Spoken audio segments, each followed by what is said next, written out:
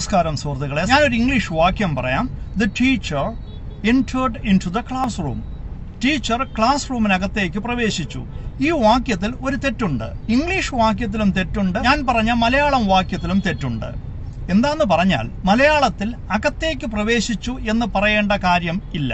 പ്രവേശിച്ചു എന്ന് പറഞ്ഞാൽ മതി. ഒന്നുകിൽ അകത്തേക്ക് വന്നു എന്ന് പറയാം, അല്ലെങ്കിൽ മുറിയിൽ പ്രവേശിച്ചു എന്ന് പറയാം.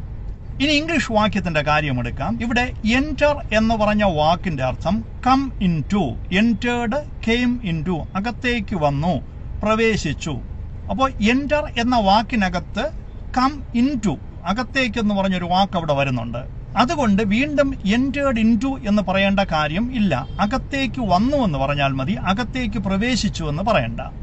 അപ്പോൾ വാക്യത്തിന്റെ ശരിയായ രൂപം ഇങ്ങനെ പറഞ്ഞാൽ മതി: The teacher entered the classroom. The teacher entered the classroom. മനസ്സിലായി എന്ന് വിശ്വസിക്കുന്നു. Thank you.